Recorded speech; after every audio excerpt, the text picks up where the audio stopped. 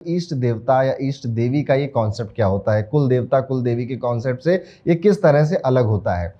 कुल देवता कुल देवी का जो कॉन्सेप्ट है वो आपके एंसेस्टर्स किन्हीं की पूजा करते थे। वो अलग अलग क्षेत्र में, जैसे कोई हिमाचल में है तो उनके देवी देवता अलग होते हैं, कोई उत्तराखंड में है तो उनके अलग होते हैं, कोई महाराष्ट्र में तो उनके अलग होते हैं। और ये एंसेस्ट्रल चलता चला आ रहा है। कहीं पे नीली सरस्वती जी की पूजा होती है, कहीं पर कामाख्या देवी की सदियों से पूजा हो रही, दादा भी करते थे, पापा भी करते हैं और अब आप भी करने लग गए हो। अलग अलग तरह की ये चीज़ें होती हैं और इसमें हमें बिल्कुल भी नहीं जाना है, क्योंकि ये उस परिवार का, उस फैमिली का अपना कॉन्सेप्ट है। लेकिन इष्ट देवता या इष्ट देवी वो एनर्जी है जो कि आपसे सबसे ज़्यादा कनेक्ट करती है। अभी जब आपको रिवील होगा ना, जब आपको पता चलेगा या आपके इष्ट देवता या इष्ट देवी होंगे, तो ये मत सोचिएगा कि अरे मैं तो पूजा करता हूँ शंकर जी की या मैं तो पूजा करता हूँ हनुमान जी की। नहीं, आपको यहाँ पे ये समझना है कि उस पर्टिकुलर डाइटी की एनर्जी आपसे सबसे ज़्यादा रिलेट होती है। जैसे अगर मैं सूर्य कहूँगा तो आप पाओगे कि आपकी जो चाहते हैं ना, वो कहीं ना कहीं सूर्य जैसे बनने की ही है। जिस भी देवी या देवता की आप पूजा करने लग जाते हैं, उनकी अर्चना करने लग जाते हैं और वैसे बनने लग जाते हैं, धीरे धीरे उनके गुण आपके अंदर समाने लग जाते हैं। जैसे जो शंकर जी के भक्त हैं, शंकर जी को रोज पूजा करते हैं, रोज उनको याद करते हैं, ऐसे लोग भोले बन जाते हैं कि वो भोले भंडारी भी हैं, लेकिन अगर वक्त पड़ा तो वो रुद्र भी बन जाएंगे, रुद्र अवतार भी उनके अंदर है। तो वैसा नेचर आपके अंदर समाने लग जाता है। इसी तरह से जो लोग सरस्वती वंदना करते हैं, माँ सरस्वती को याद करते हैं, उनका ज़्यादा से ज़्यादा ध्यान ज्ञान की तरफ जाने लगता है, चीज़ों को समझने में, पढ़ने में, और उनकी वाणी अपने आप ठीक होने लग जाती है। कम बोलते हैं लेकिन उस कम सेंटेंसेस में बहुत ज़्यादा वॉल्यूम होता है, लोगों को बहुत ज़्यादा बातें समझ में आती हैं, उनकी बातों की गरिमा बनने लग जाती है। ऐसे ही जब आप अपने इष्ट देवी या देवता से कनेक्ट होते हो तो आपकी जो एनर्जी है, जो आपकी वाइब्रेशंस है, वो ज़्यादा निखर के आती हैं, उस आपका ऑरा ज़्यादा बढ़ता है। और इसी चीज़ पर हमें काम करना है। पहले से मन में कुछ बना कर नहीं रखना है कि ये गलत है या ये सही है, ये कॉन्सेप्ट है और इसमें आपको बिलीव तब होगा जब आप इसको महसूस करोगे। वो कैसे करना है वो हम पूरा इस वीडियो में समझेंगे। शुरुआत करेंगे आपकी न्यूमरोलॉजी से, यानी कि डेट ऑफ बर्थ से। तो अगर आप किसी भी महीने की 1, 10, 19 या फिर 28 तारीख को पैदा हुए हैं तो मूलांक 1 हो जाता है। अब आपकी सबसे ज़्यादा एनर्जी भगवान राम से या फिर सूर्य से कनेक्ट होगी, क्योंकि भगवान श्री राम भी सूर्यवंशी थे। तो आप चाहो तो भगवान श्री राम की पूजा अर्चना कर सकते हो किसी भी रूप में, आप चाहो तो सूर्य की भी पूजा अर्चना उपासना कर सकते हो। कैसे करनी है भगवान राम की, इसमें आप राम स्तुति प्रतिदिन बोल सकते हो। ठीक है, जय श्री राम जय श्री राम। जब भी किसी से मिलो, राम राम जी, जय श्री राम। तो वो राम जी की जो एक एनर्जी है ना, जो उनका मर्यादा पुरुषोत्तम होना है, जो उनका जब एक हद तक लोगों को मनाना ही है, सबको सामंजस्य ही करना है, बातों से ही सब काम सुलझा लेने, लेकिन जब नहीं हो रहा है तो बाढ़ भी निकाल देना है।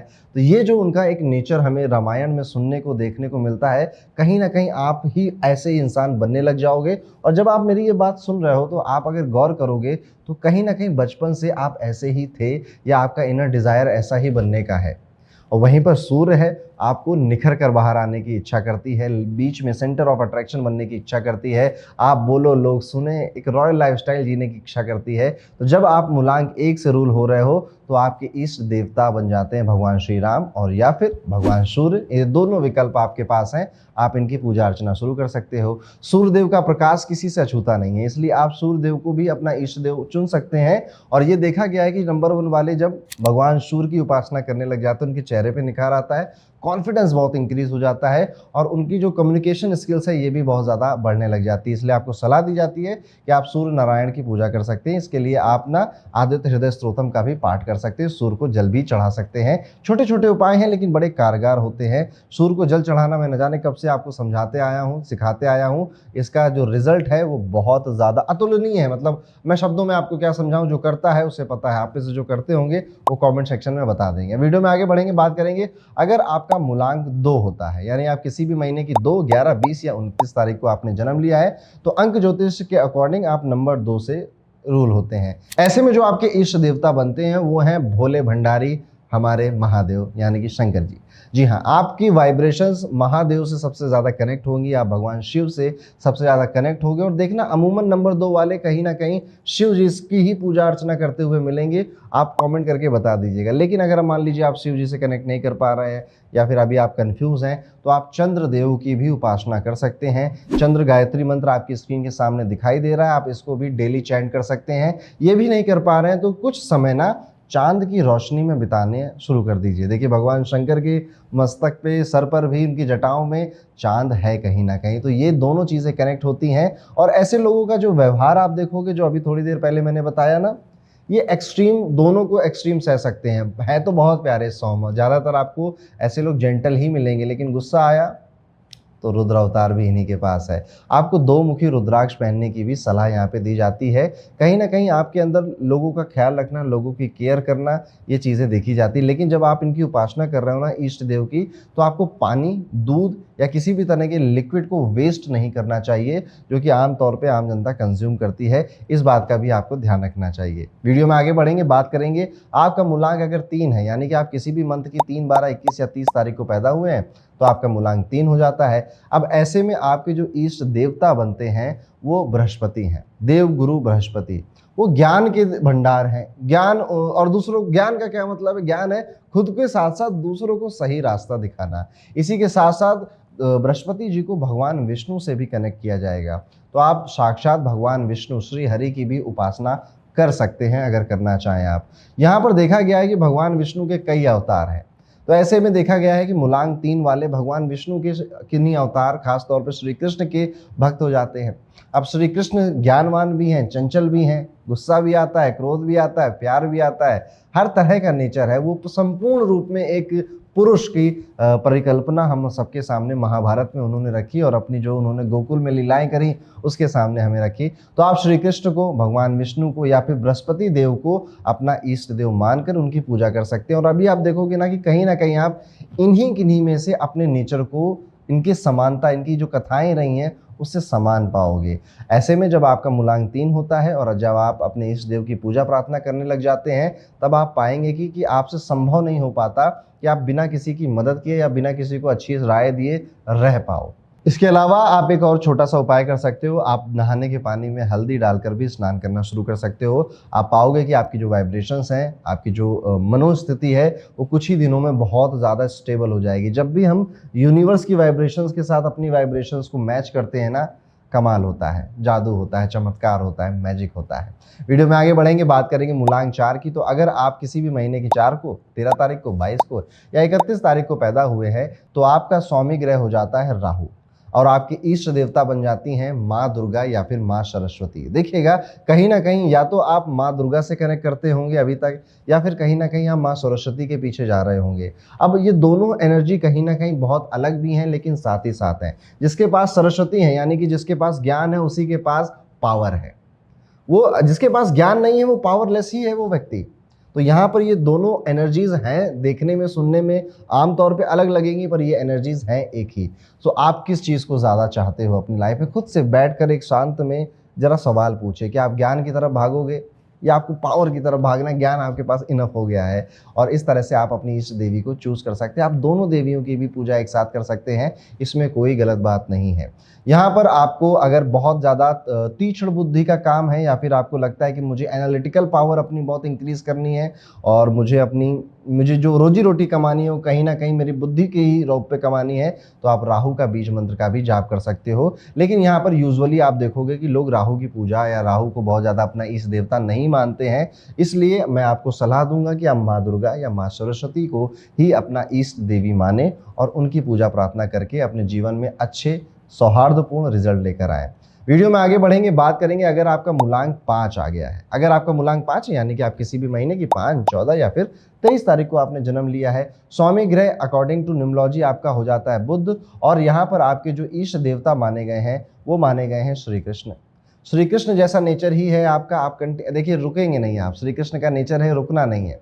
श्री कृष्ण का नेचर है कि जब किसी को कुछ समझ में नहीं आ रहा तब आप मैदान में आते हो कि बेटा क्या हुआ अर्जुन, युद्ध नहीं कर पा रहे हो? अरे क्या दिक्कत है तुम्हें, चलो गीता का ज्ञान ले लो।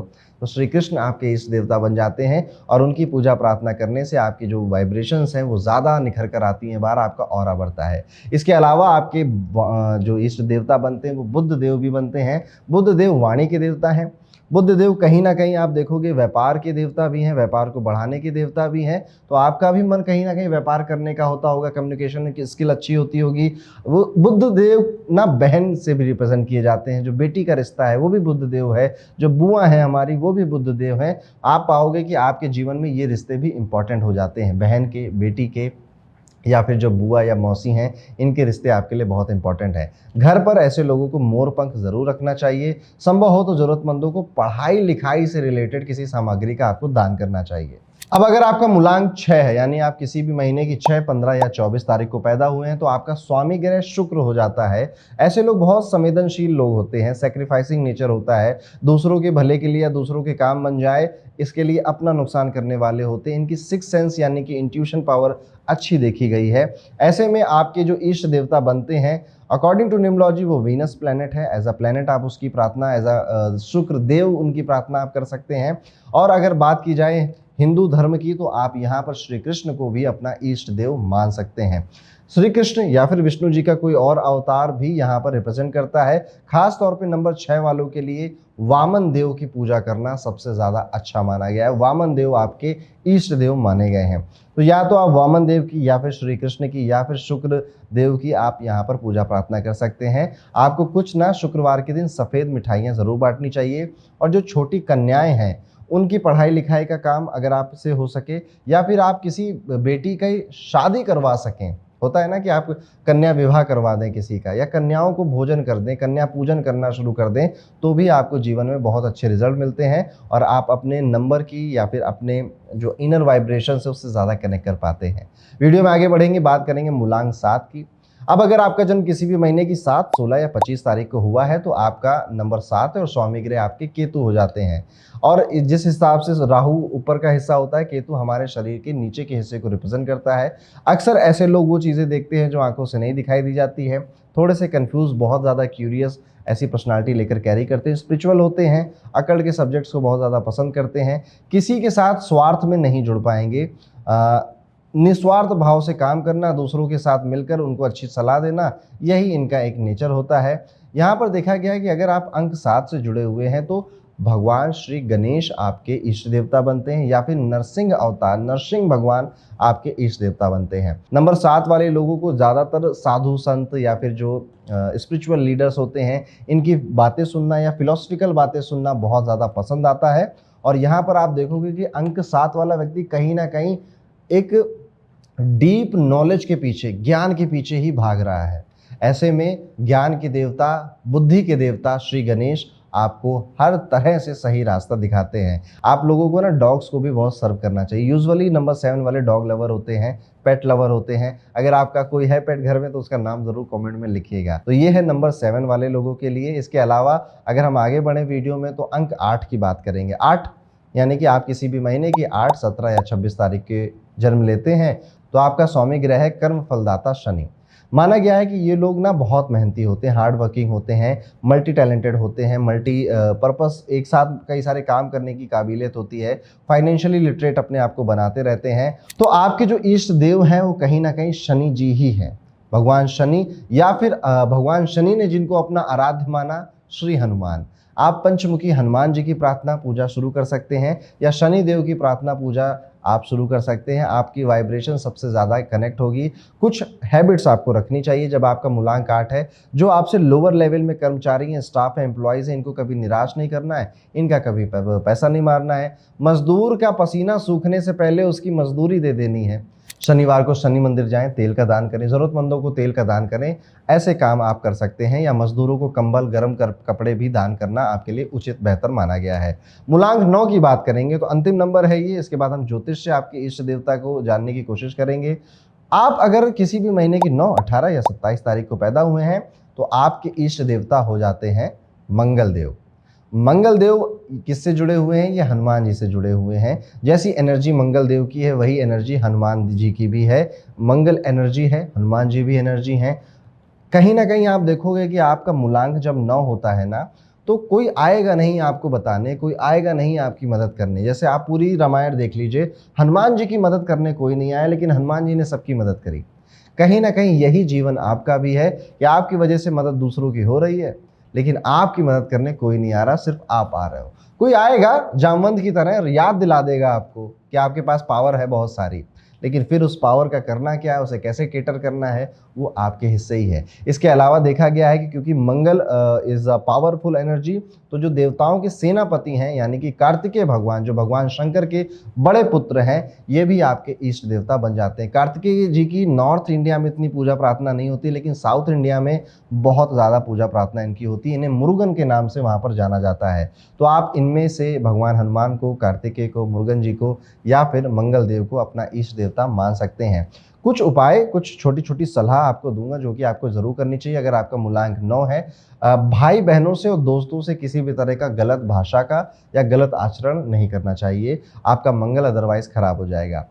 किसी के भी मांगलिक कार्य में अगर आप जा सकते हैं तो पूरी एनर्जी, पूरे उत्साह के साथ जाना चाहिए और दूसरे लोगों के मांगलिक कार्यों को अच्छा बनाने की कोशिश। डांस वांस कर दिया, अच्छा हो गया, माहौल सेट कर दिया, इस तरह से आपको वहाँ पे काम करना चाहिए। आप बजरंग बाण का भी पाठ कर सकते हैं। दोस्तों के लिए ज़रूरत के वक्त ज़रूर खड़े रहिए। साल में कम से कम एक बार ब्लड डोनेशन आपको ज़रूर करना चाहिए। तो दोस्तों ये था मूलांक के हिसाब से, न्यूमरोलॉजी के अकॉर्डिंग आपके इष्ट देवता कौन है। अब ज्योतिष भी इष्ट देवता के बारे में बहुत कुछ बोलता है। ज्योतिष के अकॉर्डिंग में 12 हाउस होते हैं, जैसा कि आपको अपनी स्क्रीन पर दिखाई दे रहा है। इसमें से ये वाला जो हाउस है, इसे 5th हाउस बोलते हैं। 5th हाउस में जो आपके नंबर लिखा हुआ है, ये राशि का नंबर लिखा है और हर एक राशि का एक लॉर्ड होता है। तो आपको यहाँ पर 5th हाउस चेक करना है, उसके बाद 5th हाउस में कौन सा नंबर लिखा हुआ है वो चेक करना है। फिर आपको स्क्रीन पर दिख रहा होगा उस नंबर के अकॉर्डिंग या फिर उस राशि के अकॉर्डिंग कौन सा प्लेनेट आपके 5th हाउस का रूलर है, मालिक है। ओके, ये पता चल गया। अब आपको अपनी स्क्रीन पर उस रूलर, उस प्लेनेट से रिलेटेड इष्ट देवता या देवी नजर आ रहे होंगे। तो आपके इष्ट देवता, आपके इष्ट देवी स्क्रीन पर ये भी हैं। यानी कि देखिए, कोई भी व्यक्ति ना, जरूरी नहीं है कि किसी एक ही तरह के देवता या किसी एक ही तरह की देवी से कनेक्ट फील करे। लोग हनुमान जी को भी से भी कनेक्ट करते हैं, श्री राम से भी कनेक्ट करते हैं, श्री कृष्ण से भी कनेक्ट करते हैं। तो कहीं ना कहीं आपकी जो पर्सनालिटी है, जब आप ज़्यादा डाइटी से कनेक्ट करने लग जाते हैं तो उतने हिस्से की आपकी पर्सनालिटी है। कभी कभी श्री कृष्ण जैसा व्यवहार है, कभी हनुमान जी जैसा है, कभी है। तो आप जब इनकी प्रार्थना करने लगते हैं तो उतना बैलेंस होने लग जाते हैं।